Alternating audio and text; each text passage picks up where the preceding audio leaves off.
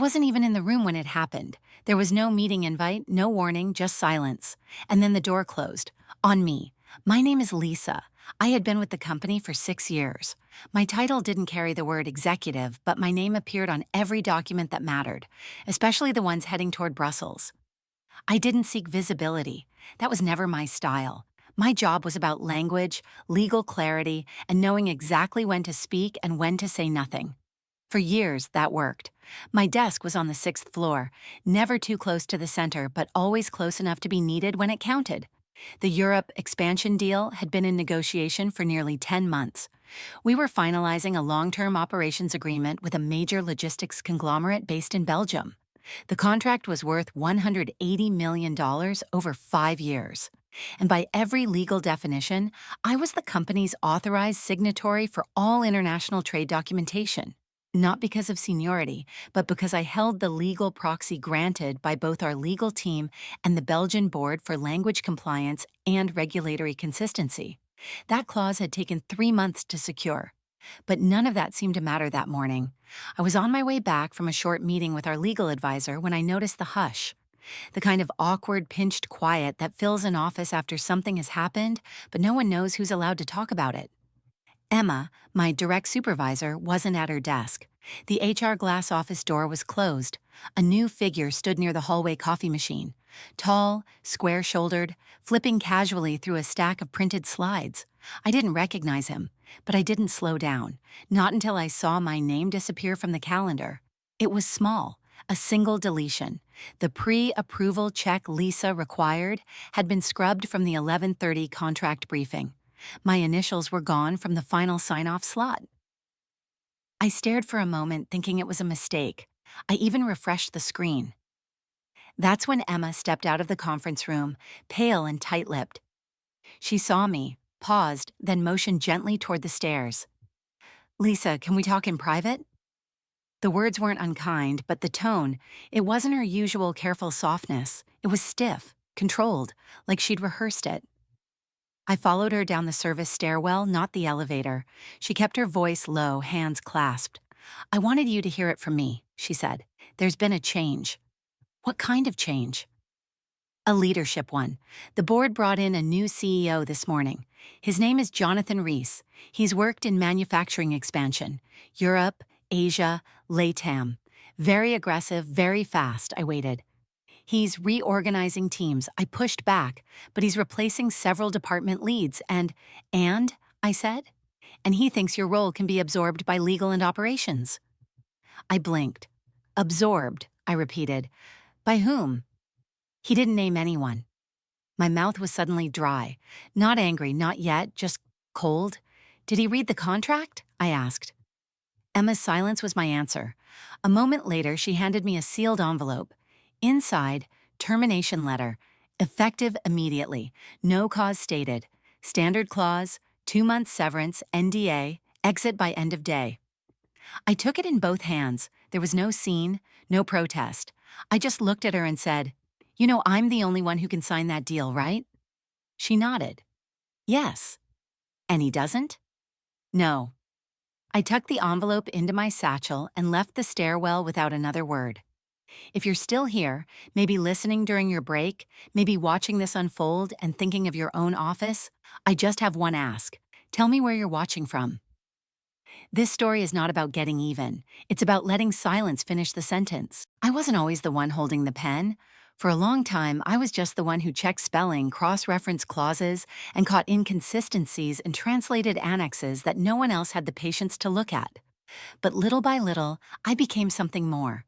It started with an error, a minor one, a date mismatch between the English and Dutch versions of a regional transport clause. I flagged it before anyone else saw it. Then came a clause around port duties that would have cost us $250,000 in double taxation. I caught that too. No one said thank you, but they started CCing me on more drafts, then forwarding emails with questions, then scheduling calls, and not just with the in-house team, but with our EU-side counsel. I didn't ask for credit. I didn't need it. What I needed was access. Access gave me context. Context gave me leverage. And by the time the Brussels deal started gaining momentum, I already knew I was indispensable. not because of some ego trip, but because the deal's entire legal structure had quietly begun to rely on the workflows I'd built and the relationships I had maintained. I had studied EU legal harmonization for years. Trade compliance was not something you could automate or outsource without risk. The client's team trusted me, not just because I was fluent in Dutch and French, but because I understood their phrasing. When they said alignment, they meant protocol. When they said tolerance, they meant deviation margins. These weren't just translations, they were signals. When the cross-border contract draft reached its sixth iteration, our legal team approached me directly. "We want to formalize this," they said. "Your name needs to appear on the official signatory chain. They're asking for it." It was the first time I saw my name typed out next to the word authorized. I didn't frame it. I didn't even tell my parents. But I memorized the clause code, Article 7, 6.3, Counterparty Signature Dependency. That clause meant the final contract between us and the EU partner would not be enforceable unless signed by all designated parties, including me. It was a rare clause. Usually, signature delegation is shared, but in this case, because the communications, cultural protocol, and language formatting had been led by one individual, me, the Belgian side insisted on naming me directly. They said it was for clarity and continuity. I knew what it meant. For trust. Trust doesn't show up on quarterly reports, but it makes or breaks deals. The clause wasn't buried. It was right there on page 74 of the master agreement, second to last paragraph, right above the digital seal. I had signed that draft at 9:42 p.m. on a Thursday, alone in the office, fluorescent light buzzing overhead. The cleaning crew had already vacuumed half the floor. No applause, no speeches, just a signature and a soft exhale. It wasn't pride I felt. It was weight, like something had settled into place. And now, weeks later, a new CEO had walked in, skimmed a few slides, scanned a few spreadsheets, and decided I was unnecessary. He didn't even flip to page 74. I knew this because if he had, he would have understood. The moment I left, the contract lost its legal spine. And the board? The board hadn't realized it yet, but they would. There's a kind of silence that feels like surrender, and then there's the kind that sharpens. I didn't say a word when I packed up my desk. No long emails, no hallway goodbyes, just quiet motions, removing one binder at a time, wiping down the surface, unplugging the charger I'd left coiled behind the monitor for years. People stared, but no one asked. Emma lingered near the elevators like she might say something. I didn't stop. I didn't need comfort. I needed clarity. And clarity came the moment I walked through my front door. I set the termination letter on the table and opened the file cabinet I had kept at home, a narrow drawer filled with everything the company never thought to archive. Draft clauses, annotated translations, time-stamped emails with our EU legal partner, backup copies of signatory delegation memos, and most importantly, my own copy of the Brussels Master Contract. Article 7, 6.3, still there, still binding, still signed, by me. But the company's version? That was another matter. You see, most of our international agreements existed in shared legal systems, version-controlled, tracked, and restricted. But those systems only captured approved files. And just before I left, I did one last thing. I withdrew the signed version from circulation. Not out of malice, not as revenge, just as a formality. Because the Belgian team had submitted a final clarification that hadn't yet been incorporated, and I never allowed a contract to live on a server if it wasn't fully executed. It was my habit. It was also my leverage. The copy they had? Incomplete. No signature, no timestamp, no legal chain of custody. Just a draft. And no one else held the authority to finalize it. Not legal, not operations, not even the CEO. It wasn't sabotage, it was the inevitable result of erasing someone without checking what they were holding. The next morning I received a system notification, a simple sentence, dry, robotic. A request has been made to access the final signed contract for the Brussels deal. Requested by Jonathan Rees. I didn't approve it. An hour later, another message came, this time from the legal team. Do you happen to retain the most recent signed copy of the international agreement? No greeting, no thank you, just a question, clinical and cold. I didn't respond because this This was the moment I had waited years to understand. What happens when the person who holds the final piece chooses not to speak? I wasn't trying to destroy anything. I was letting absence speak for itself. Systems don't fall apart with noise. They crumble when no one can fill the empty space. And I had become that space. Not by accident, but by design. The new version showed up in my inbox on Thursday. No subject line, no sender note, just a file marked Brussels Final Streamlined. I opened it without thinking, habit maybe, or curiosity or something quieter. The kind of pull that happens when you see someone else holding what used to be yours. The formatting was clean, headers aligned, paragraphs tighter, clause 7.6 was still there. My name wasn't. At first glance, it looked functional, legal, precise. But halfway down page 5, I stopped reading. They had rewritten the phrasing around cross-jurisdictional tax reporting, removed the modifiers, condensed the verbs. I remembered drafting that clause late one night while listening to a voicemail from our contact in Ghent. His voice tired, asking if we could reflect a specific compliance note tied to new VAT changes. That footnote was gone now, replaced by a generality. Same section, same label, but no history, no weight.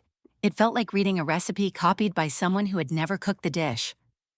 I scrolled further. In the signatory block, I saw it. Jonathan Rees, typed in neatly. No delegation filed, no secondary proxy, just a name, placed where it didn't belong, and still, no one had called. No one had asked about Article 7, 6.3, about the seal, about the authority, about who had the legal standing. They were moving forward without it. Or pretending to.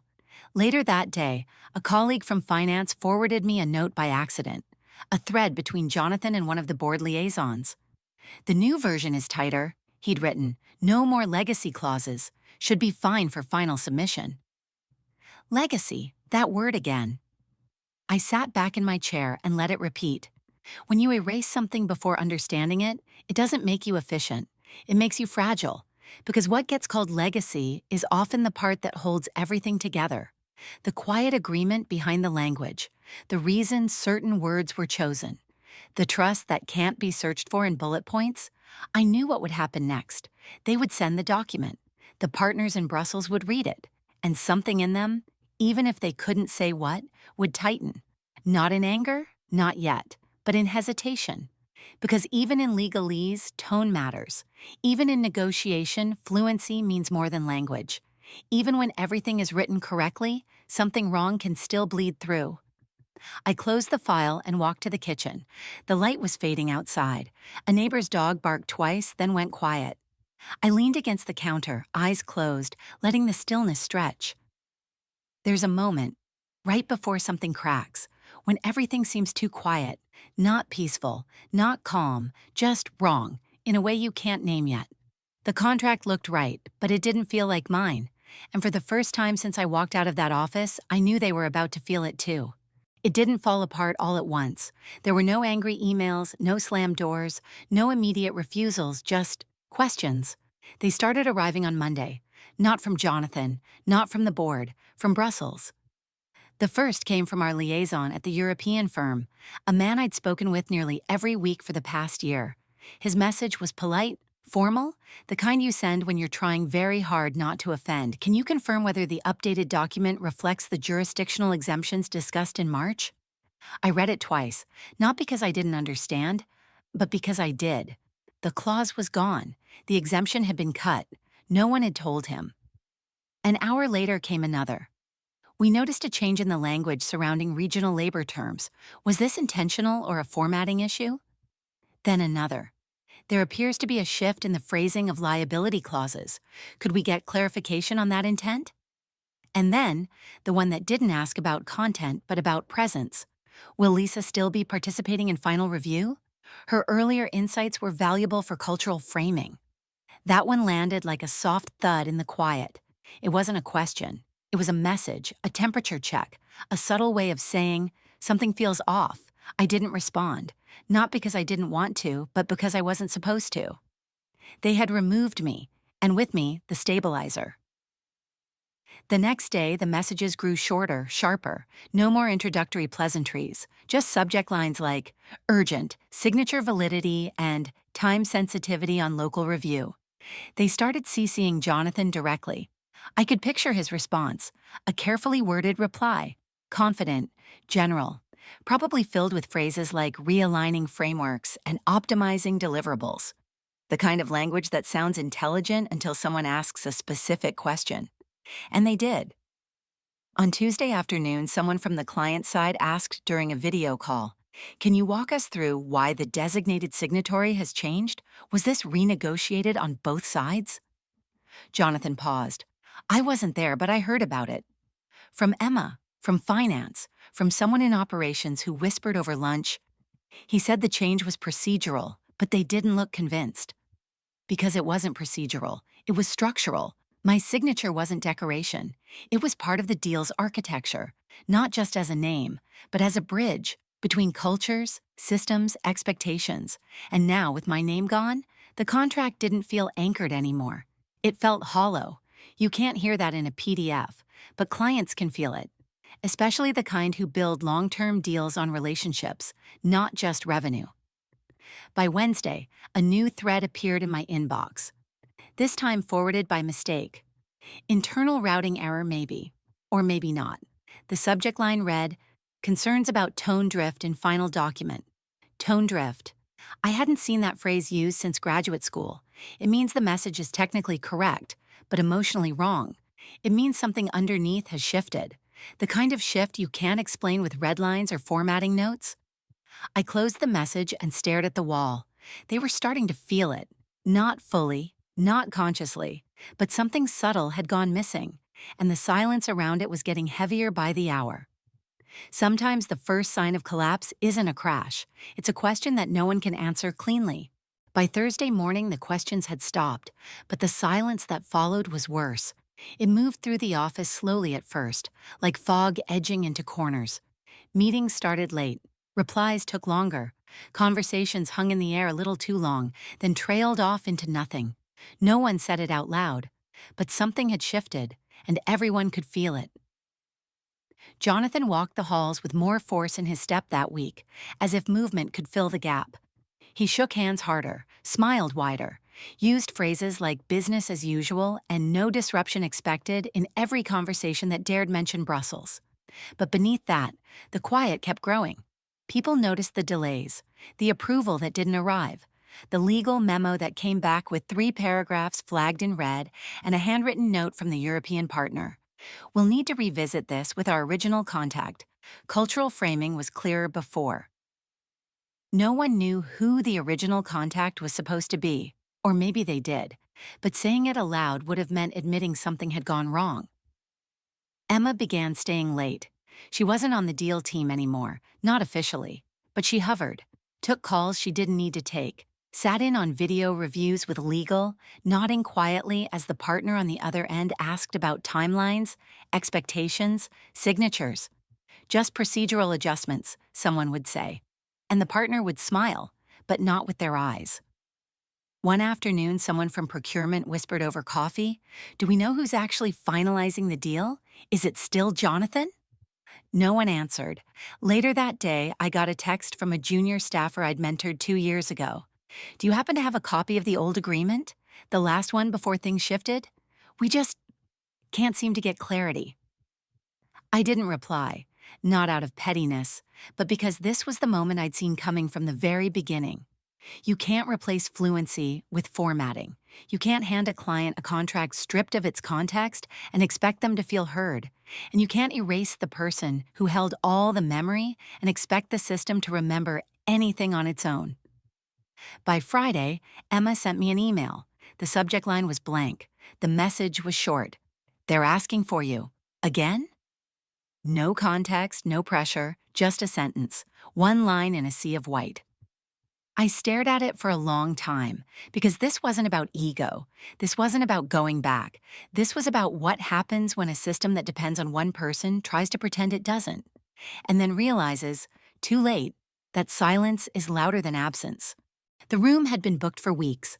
Long glass table, floral centerpiece, flag pins at every seat, one for us, one for them.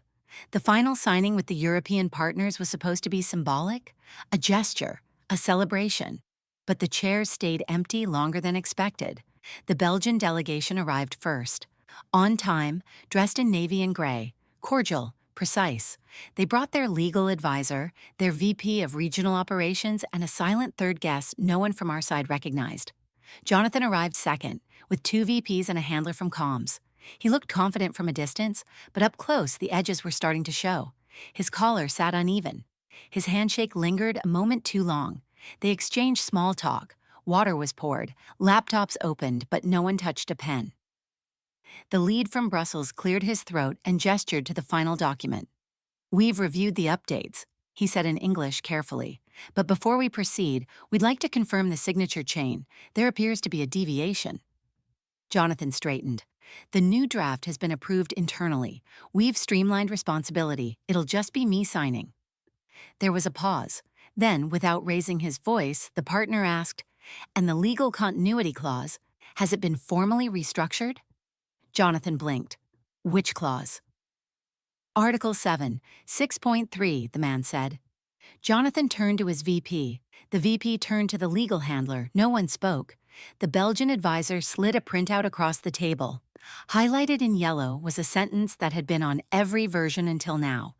"This agreement shall be considered void unless bearing signature from the designated cultural compliance proxy, as previously filed and recognized under EU regulation."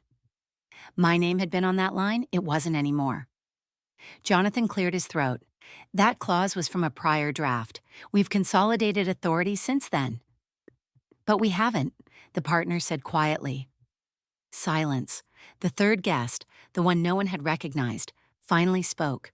She was from the European Commission, regulatory observer, brought in to witness formal compliance, and she was shaking her head.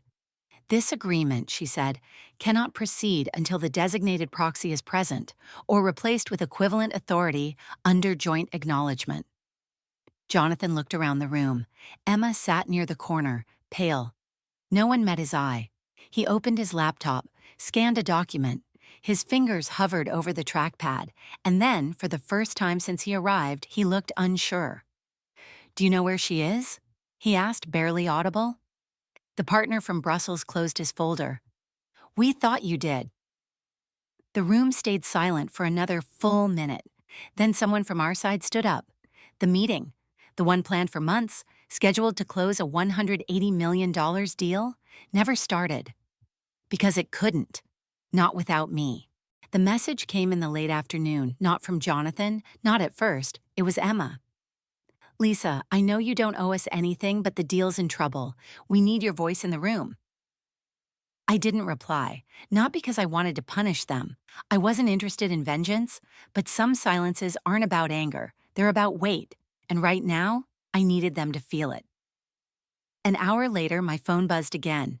Unknown number, no voicemail, then another. Finally, the text came. "Jonathan Rees, I'm reaching out to ask for your assistance. I recognize that certain aspects of the deal require your involvement. Would you be open to a conversation?" I stared at the screen for a long time. It wasn't an apology, but it wasn't avoidance either. It was a sentence shaped by someone who'd run out of explanations, and maybe, finally, out of pride. I waited. Across the city, in a conference room lined with empty coffee cups and abandoned folders, the team scrambled. Brussels had gone quiet. No new messages, no updated timeline. Just an unsigned document sitting idle on a polished table no one wanted to touch. Word spread. Legal flagged the clause again. Compliance raised a red banner. Finance asked about risk exposure if the deal stalled another quarter. And then the board stepped in. I wasn't in the room, but I heard enough to know what happened. They asked Jonathan one question. "Did you read the clause before you removed her?" He didn't answer, because he hadn't. He'd made a call based on speed, on optics, on an old instinct that says people who don't speak loudly must not matter. And now the silence was louder than anything he'd planned for. By 6:12 p.m., I received the second real message from Mr. Hallberg, chairman of the board. Subject, "Let's talk." The body was brief. "We'd value your insight at your convenience. There's an opportunity to re-engage and correct course." It wasn't dramatic. It didn't beg, but it did something far rarer in corporate communication. It acknowledged that something had gone wrong, and that I might be the only one who could make it right. I closed the laptop without replying, then stood by the window and watched the city below.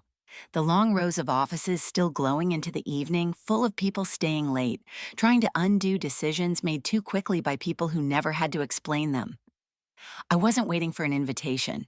I was waiting for the moment they understood what I'd known all along. It wasn't my presence that changed the deal.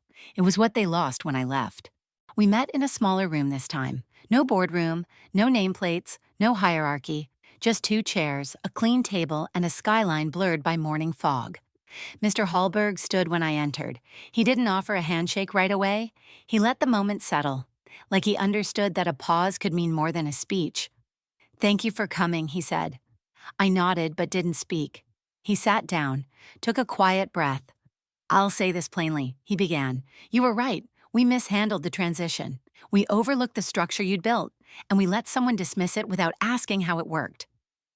I didn't flinch. I'd already lived that part. He opened a folder, pushed it across the table. Inside, an offer. Not to return to my old role, to define a new one. Director of Strategic Compliance and Cultural Integration. Full leadership, full autonomy. Oversight of all international partnerships, not just Brussels. And something else. A letter, pre-drafted, reinstating Article 7, 6.3 with my name in full, signed on both sides. "This doesn't undo what happened," he said, "but it sets a foundation, if you want it."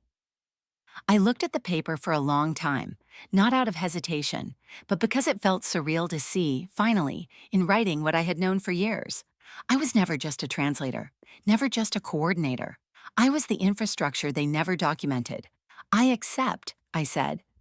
Calm, clear, no smile, because this wasn't a victory, it was a reset. By the end of the week, my new office was ready. Not the old corner desk I used to sit at, tucked between legal and operations. This one had a window, a closed door, a seat at the table, and a team beneath it. Emma brought me coffee on my first morning back. She didn't say much, just left it on the desk and smiled. Across the hall, people moved with quiet urgency. The Brussels deal had resumed, with me in the review chain, with my voice on the call. I joined the meeting 3 minutes after it started. Not late, just deliberately. Enough time for them to feel the room without me, then feel it shift when I entered. The partner from Brussels saw me and smiled, not politely, but with something softer, relief.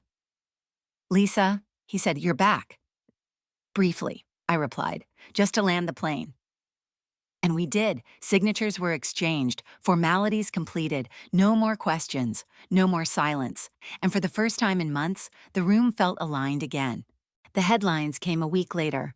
Global logistics deal finalized after brief delay. Harkwell appoints new director to oversee cross-border strategy. My name appeared once, quietly, line 4, no quote, no photo, which was exactly how I wanted it. Because this wasn't about spotlight, it never had been. I didn't stay late my first full week back, didn't work weekends, didn't try to prove anything to anyone. I walked in, led what needed to be led, left when the work was done. There was a rhythm now, one I controlled. People spoke to me differently. Not with caution, but with clarity. Like they'd learned to measure their words, not because I demanded respect, but because the absence of mine had taught them what it meant to have it. Jonathan Rees resigned quietly. No announcement, no statement. Just a calendar invite titled Transition Planning. They gave him a consultant title, a package, and a reminder, read before you remove. I didn't attend his exit meeting, didn't need to. The system had already said what I never had to. By month's end, the Brussels team sent a small package, a thank you note and a gift, a hand-bound copy of the signed agreement with one sentence printed on the inside cover. "Trust is the clause no one sees, and the one we always feel missing." I kept it on the shelf, not for validation, but to remember what silence can teach. Now, when people ask what I do, I tell them the truth. Not my title, not the department. Just this. I'm the person they call when the deal depends on being understood, and I no longer wait to be invited into the room. Because the rooms I build now, they don't forget who locked them into place. If you've ever had your name removed from a project you bled for, if you've ever watched someone else sign what you built, then hear this. You're not invisible, you're not replaceable, and you're not done. Some battles don't need noise. They need structure. They need absence. They need time. And when that time comes, let your return feel like gravity, not for revenge, but to remind them some people leave, and some people build what stays.